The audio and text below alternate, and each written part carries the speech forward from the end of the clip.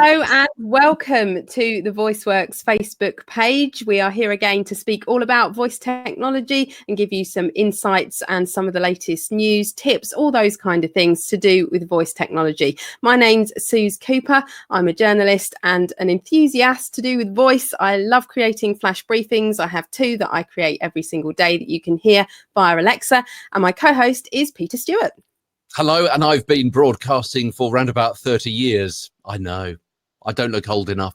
And I've also got a couple of top-rated flash briefings as well. And between us, we're also presenting at Amazon HQ in London in a couple of weeks from this live stream, all about an introduction to voice. But as Sue says, today we are talking about voice search and also bring you some top tips if you want your product to be the default offer when other people search for your product on a smart speaker device through Amazon. And Suze, we've got some top stats, haven't we, that we've uncovered from a United Nations report, no less. Yeah, that's right. I mean, they're saying that between 2008 and 2018, so over those 10 years, voice-based online searches became 35 times more common. Now, voice search seems to be the main stat that gets thrown at you when we've been to these tech meetups and different things, and you kind of constantly hear that voice search is on the up and everyone's got to be SEO'd up for voice search and kind of, but what does that really mean? Well, hopefully we'll take a little look in the next kind of 20 minutes at what that might mean and what it means for people that have got websites and how this information will translate and be found by things like voice assistants, voice-enabled devices, so that the information can be translated and given to you in a voice format. So yeah, currently voice searches account for around a fifth of all mobile internet searches, and I guess that's kind of because it's easy, isn't it? On your mobile phone, you're out and about, and it's that frictionless idea again, isn't it? That it's quick and it's easy to just ask your phone the question and to have it spit the information back out at you.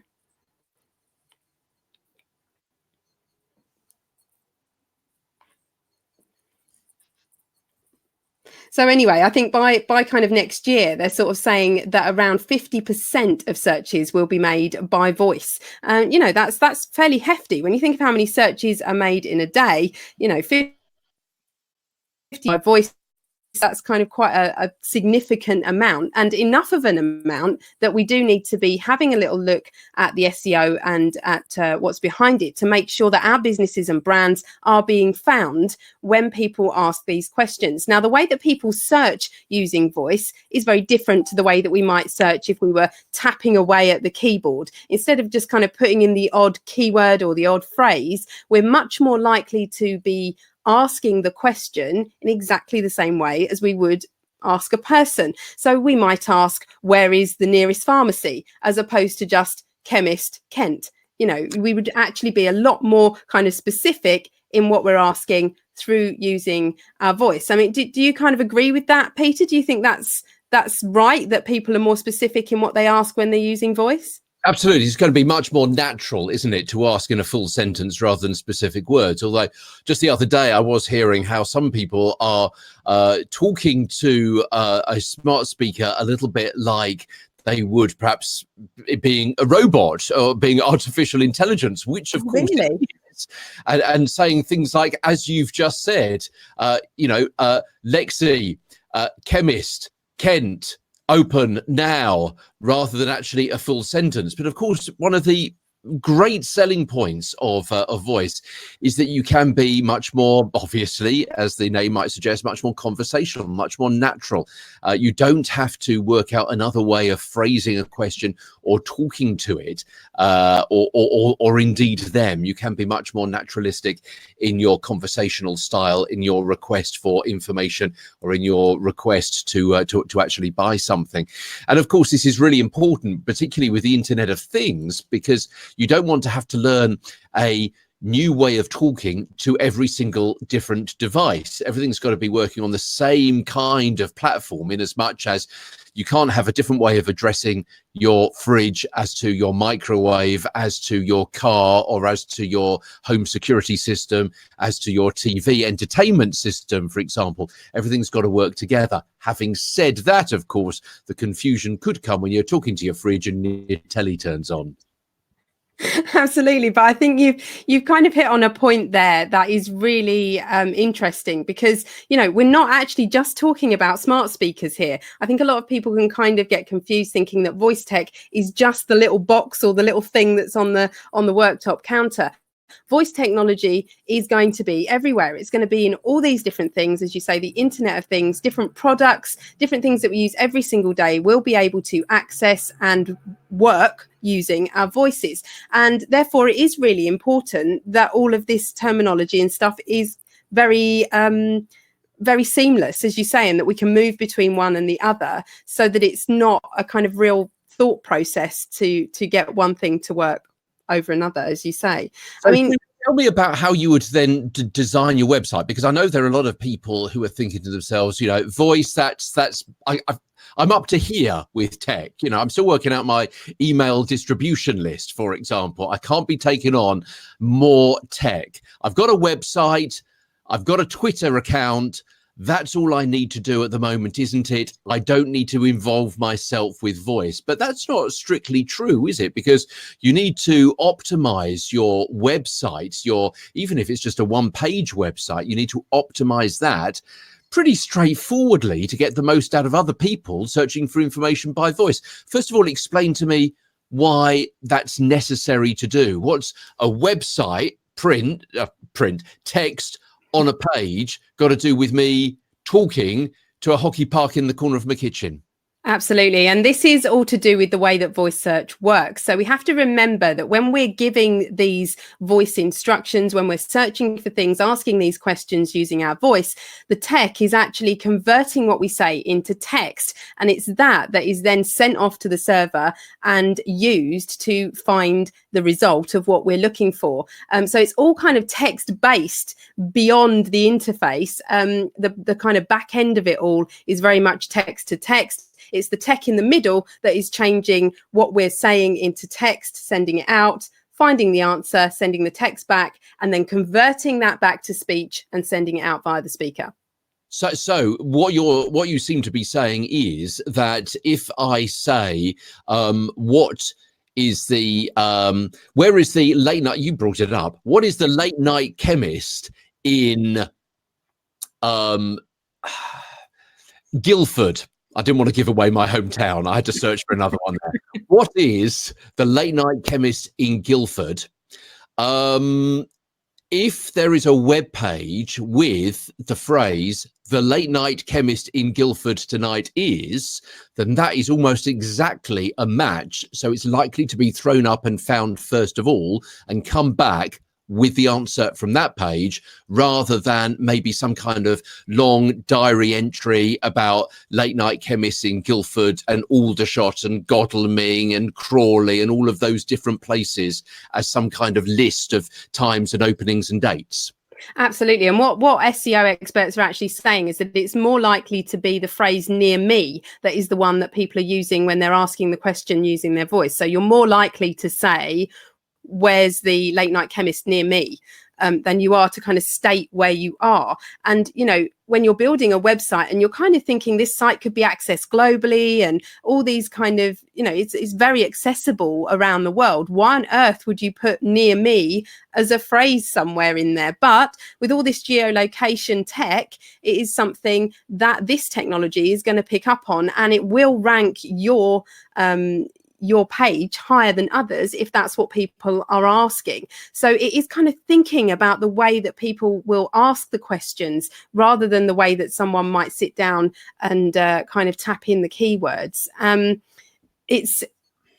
I have had the conversation with people in that SEO is SEO, surely, and that people have started to type in longer tail keyword searches, and therefore what's kind of all the fuss about. Actually, I do disagree with that, and I think that because of the way this technology converts it all to the text and things, I think there is a very conversational way that we speak that we don't write, and that's where there's kind of this breakdown maybe that SEO experts that are in the know are kind of saying we need to bridge that gap so that when people are asking these questions in this way, this is what will spit back out again. I mean, there's always been kind of various things that you can sort of do using headlines, creating sort of rich snippets, those kind of things. And all the advice is that all those things that you would do to try and rank on the front page of Google, you still need to try and do, because that again will be picked up in this voice to text search.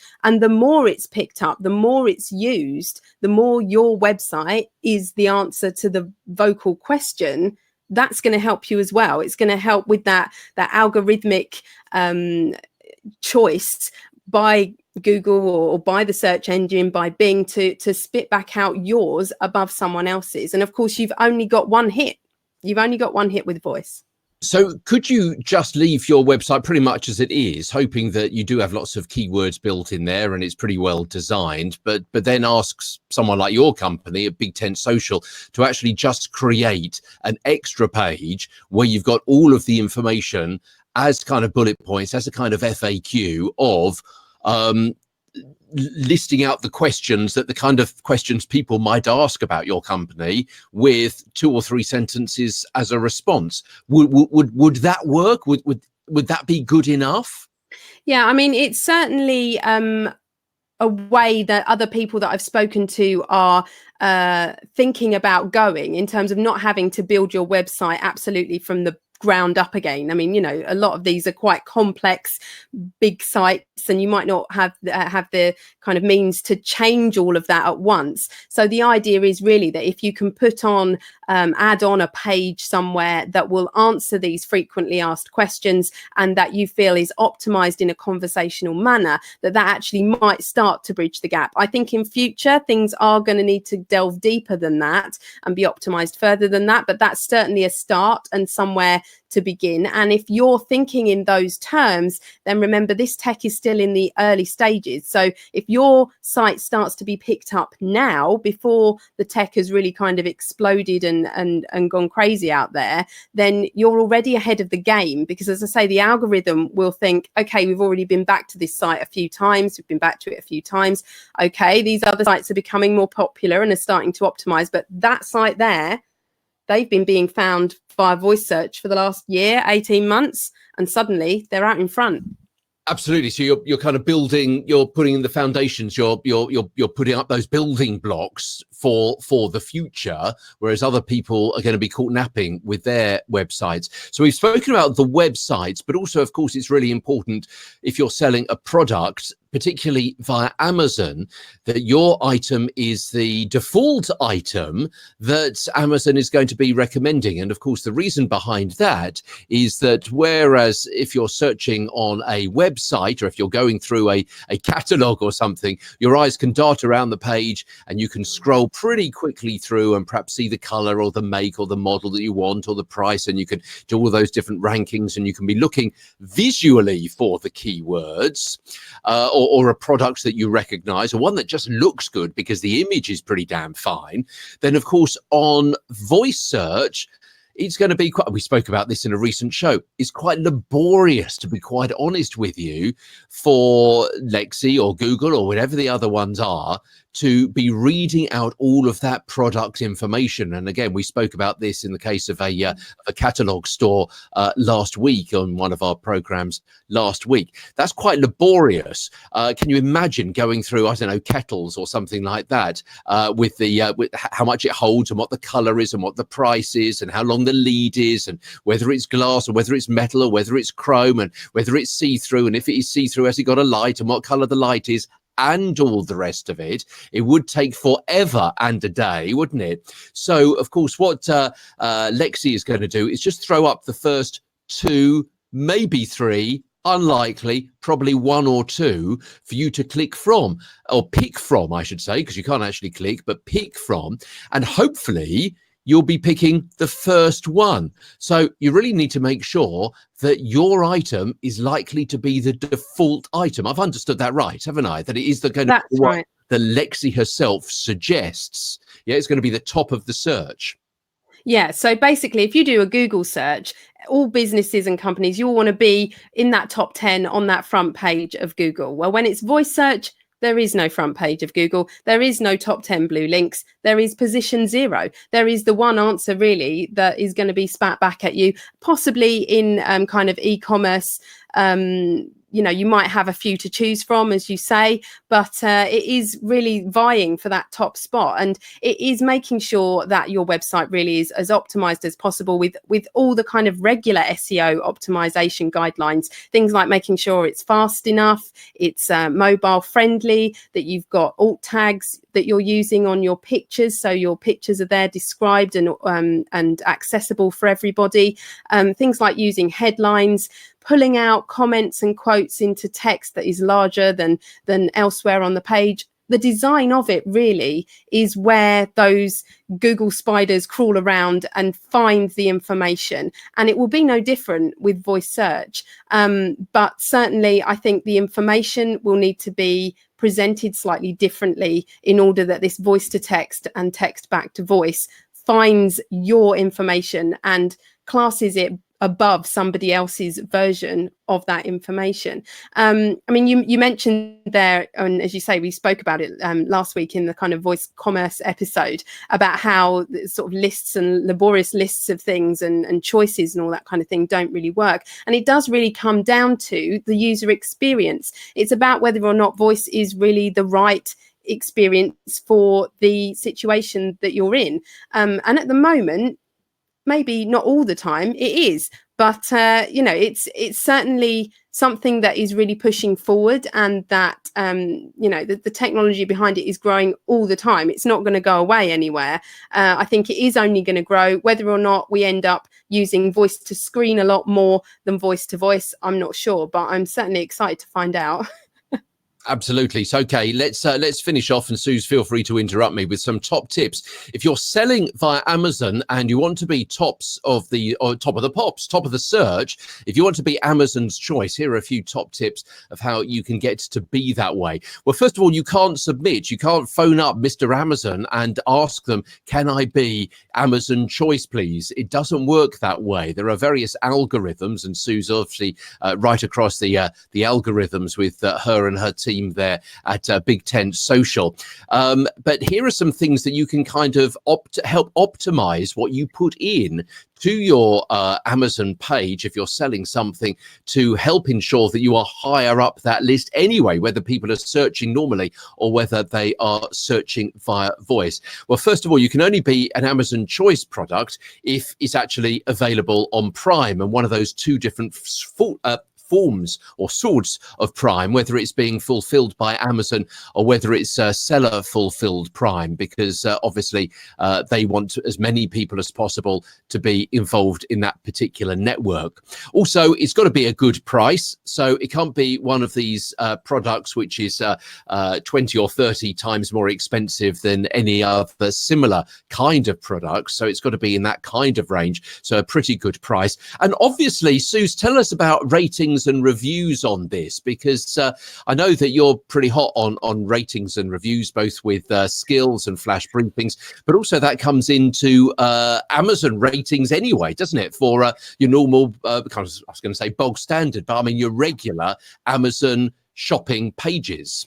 That's right. The ratings and reviews are there for a reason. They're part of kind of the algorithm game, if you like. The more ratings and reviews that you've got behind a product, the higher up it's going to be given kind of priority when someone searches for something that is kind of relevant to it. So yeah, it's all about hitting those stars. It's about offering a good service, making sure that your customers are happy with the product, and if they are happy, ensuring that they go back onto the page to tell other people that they're happy, and also to let Amazon know that they're happy, because then when someone does search for a product, yours is much more likely to be higher up the list than someone else's.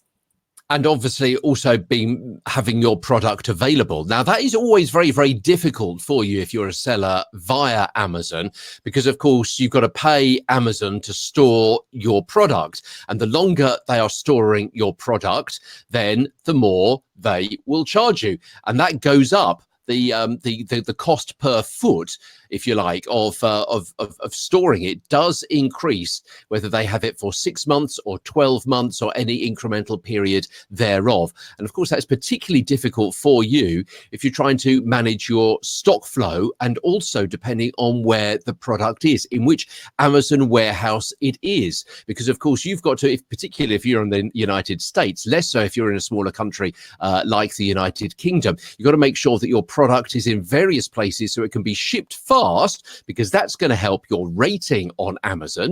And it's also going to help you become an Amazon choice product, perhaps. But if you have too much of your product in one particular location and not in another, that's going to slow it all down. And if you've got too much which isn't being sold in one particular warehouse, then of course you're going to be paying over the odds for Amazon to be storing that. And that's of course a particular problem when it comes down to Q4 of the year, with Thanksgiving and with holiday and with New Year and other religious festivals as well. So all of these things have got to play a bit of a part in this. Of course, helping your product to be a default Amazon choice is helped if it is a consumable. In other words, it's a product that people are going to use more of and are going to want to keep coming back.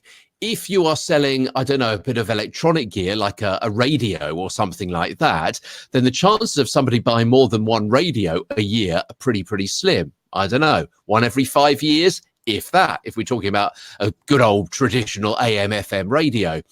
However, the batteries that go into that radio, now we're talking about a consumable, or if it's a drink, or if it's something of that particular nature. Shampoo is another one. I tend not to use much of it, as you can see. However, if it is something like that which people are going to want more of, perhaps every month, then it is going to help you become an Amazon choice particular product, because that is going to be the default. So flip that on its head, or go back a couple of stages. It's really important, isn't it, Suze, to get that product, to advertise it as soon as you've launched it, to get it out into the marketplace so people start buying it. It's that advertising, it's the marketing. It's not just, oh, it's on Amazon, it'll sell. You've got to keep pushing that product so people buy it. And once they've bought it once, particularly with voice search, the more likely it is that it's going to be spat out. That was Suze's phrase, not very ladylike, a little bit earlier on. Scroll back, you'll hear her say it. It'll be spat up, top of the shop, next time round that they're asking for more shampoo. Yeah, that's right. And you know, I think that the wider... So it's really important to get that first order. Plus, of course, with optimization, then you've also got to really think about the images, as you would anyway for your Amazon page, and of course read the rules and regulations for the kind of images that you're allowed, particularly with that first image. So there are some things that you can and can't put in that very first kind of default thumbnail image. Make sure they're really good quality. Obviously, then we come back to the title and the description. As Suze was saying, the keywords, making full use of all of those keywords, and you know what, it doesn't necessarily matter in which order you put those keywords when you're selling something via Amazon, because it's going to search all of them at exactly the same time. But there are some hidden areas that you may not know about where you can put added keywords in as well. Plus, and this is something I only discovered recently, it won't help your discovery if you send someone a direct link to your product on Amazon. That ain't going to really help. What Amazon wants is for people to kind of find you themselves, to find the product through putting in keywords through, I don't know, Google or something like that. So probably what it is better for you to do is to, if people want more information about your product, to send them to your website first. And from there, just say, search for this phrase for the product on Amazon. It's so tempting to send them a direct link, but that's not actually going to help your algorithm, is it? No, absolutely not. And in fact, it will demote you. And this is something that I've looked into with the whole flash briefing. As I was going to say, you know, the wider issue that we're talking about this evening beyond SEO is discoverability, whether or not it's your product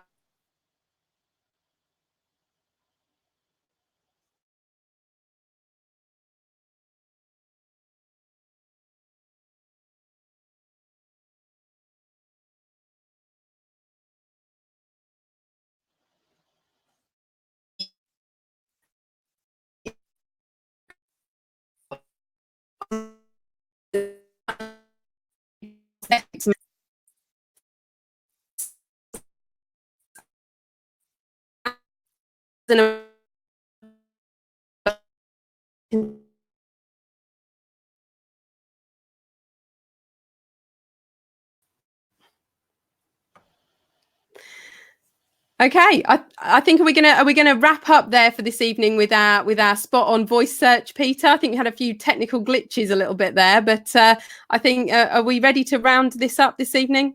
Yeah, I think so. So apologies for the robotic sounding Suze Cooper a couple of times, and possibly I was as well. But I'm the instigator of the of the live stream here, so it's more difficult for me to determine whether I was falling off the side of my perch.